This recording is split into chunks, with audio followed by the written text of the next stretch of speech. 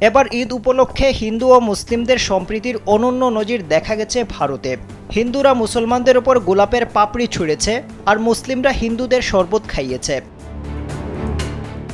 জানা গেছে মুসলিমদের ঈদের সময়েই হিন্দুদের গাজন উৎসব শুরু হয়েছে।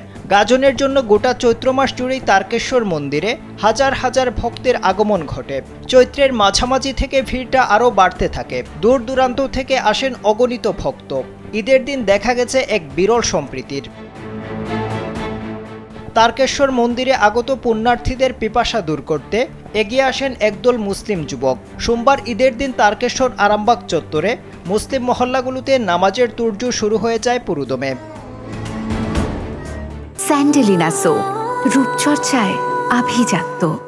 নামাজ শেষে তারকেশ্বরের বাগবাড়ি এলাকায় একদল মুসলিম যুবক দাবদাহের মধ্যে আগত হিন্দু পুণ্যার্থীদের জন্য সাহায্যের হাত বাড়িয়ে দেন।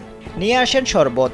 ভ্যান ম্যাটাডোরে করে অসংখ্য পুণ্যার্থীকে এদিন সকাল থেকেই তারকেশ্বরে আসতে দেখা যায়। গাড়ি দাঁড় করিয়ে সবাইকে শরবত পান করান মুসলিম যুবকরা। প্রচণ্ড গরমে এই ধরনের উদ্যোগকে সাধুবাদ জানিয়েছেন তারকেশ্বরে আগত হিন্দুরা। অন্যদিকে ঈদের খুশির আবহে এই কাজ করতে পেরে খুশি মুসলিমরাও।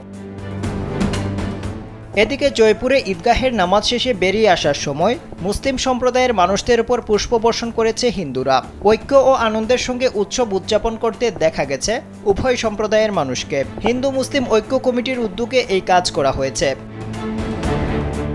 সংবাদ মাধ্যমের প্রতিবেদন অনুযায়ী জয়পুরে দিল্লি রোডের ঈদগাহের নামাজ শেষ হওয়ার পর নামাজ পড়তে আসা মুসলিমদের ওপর ফুল বর্ষণ করেছে স্থানীয় হিন্দু সম্প্রদায়ের মানুষরা। বাড়ির ছাদ বারান্দা থেকে গোলাপের পাপড়ি ছুঁড়ে মুসলিমদের স্বাগত জানিয়েছে তারা।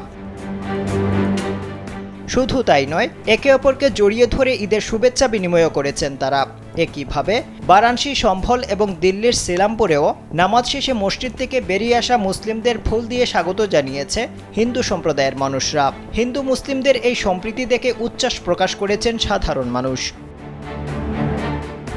আফদাল হুসাইন, কালবেলা।